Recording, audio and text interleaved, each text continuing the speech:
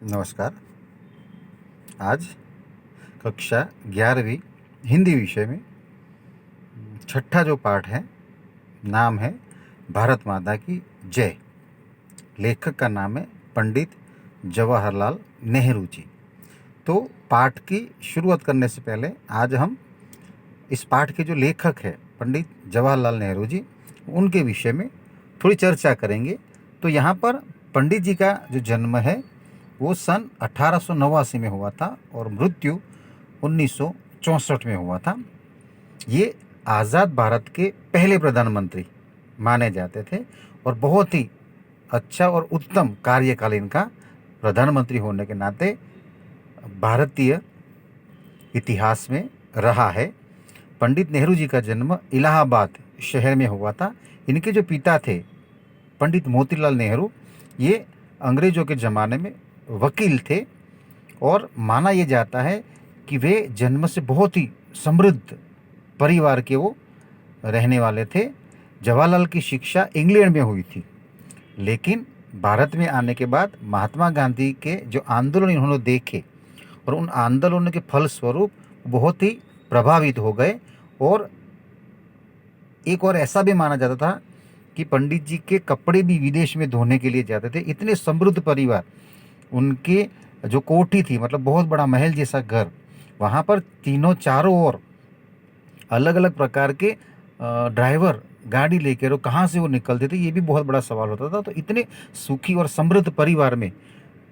जन्म लेने वाले और उसी प्रकार से जीवन यापन करने वाले नेहरू जी ने महात्मा गांधी के साथ स्वतंत्रता आंदोलन में बहुत बड़ा योगदान दिया है। और ये स्वतंत्रता संग्राम में महात्मा गांधी के नक्शे कदम पर चलते हुए अहिंसक आंदोलन में उनका बहुत बड़ा नाम और काम माना जाता है। और इस कार्य के लिए वो कई बार जेल में भी वो गए थे। उनकी शक्ति और साहस और अंग्रेजों के साथ उनकी जो लोकप्रियता थी इतनी बड़ी थी कि महात्मा गांधी ने स्वयं जब 1947 में 15 अगस्त को हिंदुस्तान आज़ाद हुआ, उस समय पंडित जी की लोकप्रियता, उनके साहस के गुण और उनका जो लोगों के साथ जो रवैया था, जो तरीका था, इनसे आकर्षित होकर पंडित जी को भारत जब आज़ाद हुआ तो पहले प्रधानमंत्री सर्वानुमत से इन्हीं को घोषित किया था। मुझे लगता है पंडित जी का सबसे बड़ा यही काम, या हम यही उनका एक बहुत बड़ा हिंदुस्तान के आज़ादी के बाद या आज़ादी के आसपास के समय में उनका बहुत बड़ा योगदान रहा है। और यही योगदान के फलस्वरूप उनको प्रधानमंत्री, आज़ाद भारत के प्रथम प्रधानमंत्री बनाया गया। और महात्मा गांधी तक ने और उस समय की जो भी कारोबार या जो सभाएं थी उनमें सर्वानुमत से इनको ये घोषित किया गया था। और बाद में पूर्ण विश्वास करते हुए अपना उत्तराधिकारी तक इनको घोषित किया गया था। पंडित जी विश्व शांति के प्रखर हिमायती थे।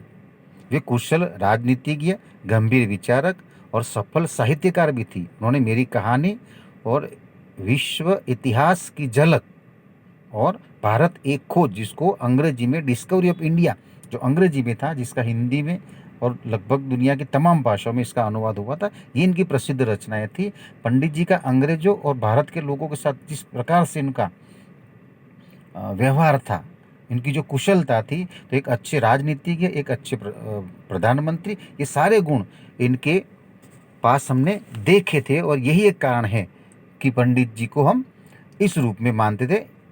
ऐसा माना जाता है कि पंडित जी 14 नवंबर को इनका जन्म हुआ था और इस दिन को वे चाचा नेहरू के नाम से भी जाने जाते हैं, क्योंकि बच्चे इनको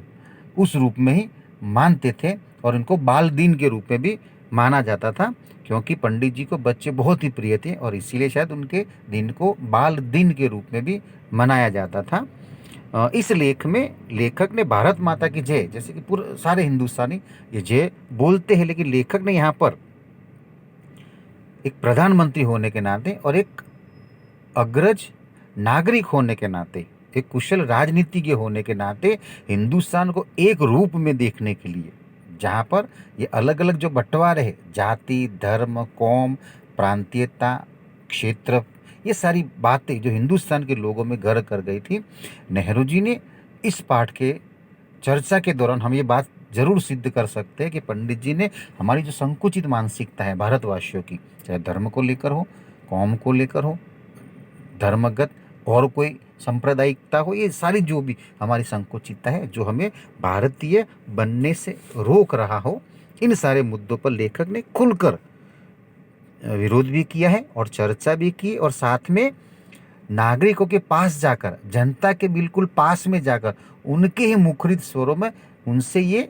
बुलवाया भी है कि हम जिनकी जय बोलते हैं वो आखिर में हम किसी ऐसी मूर्ति की, जो हम या तो उसको नक्शे के रूप में मानते हैं तो वो भारत माता है, और अगर वो भूमि है, धरती, तो हम उसको माता के रूप में मानते हैं। और नक्शे में जिस प्रकार की हम एक साकार मूर्ति के रूप में हाथ में त्रिशूल लिए, जो उसको हम खुले बालों में, जो सफ़ेद वस्त्रों में जिसको हम भारत माता घोषित करते, दरअसल हम इसकी नहीं, लेकिन हम हिंदुस्तान में रहने वाले उस प्रत्येक नागरिक की हम जय बोलते हो। तो ये लेखक ने हर नागरिक के दिलो दिमाग में भारत माता ये कोई क्षेत्र विशेष न होकर, एक भूमि विशेष न होकर, ये हमारे अपने रग रग में बसी हुई एक ऐसी ज्योत है, एक ऐसी राष्ट्रीय भावना है, एक ऐसी देशभक्ति है जो हर नागरिक की जिम्मेदारी भी बनती है। और साथ में नागरिक की जिम्मेदारी ये भी बताई है कि हम जिसकी भी जय बोलते हैं, अगर वो भारत माता की है तो हम भारत माता की नहीं, बल्कि हम अपनी, अपने देश की, अपने खुद की, अपने भाई बहनों की, देश में रहने वाले प्रत्येक नागरिक की जय बोलते हो। और इसलिए यहाँ पर लेखक ने लोगों के दिलों में भारत माता के प्रति उनकी जो सजगता है, देश प्रेम है, ये बताने का प्रयत्न किया है। क्योंकि लेखक ने इस पाठ में अनपढ़ जो ग्रामीण लोग थे, जो नारा लगा रहे थे, लेकिन भारत माता के असली स्वरूप को वो लोग नहीं समझ पा रहे, और ये जो गलती है, जो भूल है, मान लीजिए कि उनकी जो संकुचित मानसिकता है, लेखक ने उस संकुचित मानसिकता को दूर करके भारत माता के जो असली स्वरूप है, उसकी अपने नागरिकों के प्रति, अपने देशवासियों के प्रति जो वत्सलता है, एक माँ के प्रति, उससे जो अनजान है उसको उजागर करना चाहा है, और उनकी भारत माता के प्रति जो अज्ञानता है उसे दूर करके कहीं ना कहीं हम देश के बारे में जो सोचते हैं उसे हटाकर एक देश प्रेमी बने, और देश प्रेमी बनने के साथ साथ वास्तविक रूप में जो हम देखना चाहते हैं कि भारत दुनिया में सबसे प्रसिद्ध और सबसे महान देश है, यही बात लेखक ने यहाँ पर बताना चाहा है। और ये भी बताना चाहा है कि लेखक को एक दिन ऐसा ही एक प्रसंग उनके सामने आ जाता है, और उस घटना को और उस प्रसंग को यहाँ पर एक लेख के रूप में रखकर लेखक ने हमारे सामने भारत माता की जय आखिर किसकी जय है ये साबित करना चाहा है। और अंत में ये भी स्पष्ट किया है और साबित भी किया है कि भारत माता की जय का मतलब हम अपनी जय बोलते हैं, भारत में रहने वाले प्रत्येक नागरिकों की जय बोलते हैं। और इसलिए हमारे मन में जिस धर्म, कौम, जाति, वर्ग की जो ये भेद रेखा है उसे दूर करके हम सभी को केवल और केवल अपने देश के विषय में सोचकर, भारत माता के विषय में सोचकर हम अपनी तरफ से अपने देश के लिए, अपने देश में रहने वाले प्रत्येक, चाहे वो अमीर हो, गरीब हो, चाहे लिंग भेद के रूप में वो कहीं पर भी हो, किसी कोने में रहता हो, लेकिन अगर वो भारतवासी है तो हमारा अपना ये परम कर्तव्य बनता है कि हम अपने देश के लिए क्या कर सकते हैं। इतना ही नहीं, हम अपनी तरफ से जितना कुछ भी कर सकते हैं, जो कुछ भी कर सकते हैं वो देश के लिए नहीं, बल्कि हम खुद अपने लिए करते हैं, अपने भाई बहनों के लिए, अपने बांधवों के लिए करते हैं। ये भाव लेखक ने इस पाठ के दौरान बताने का प्रयत्न किया है। हम दूसरे चरण में लेखक ने इस पाठ में, इस लेख में उनसे जो अनुभव हुआ, और ये अनुभव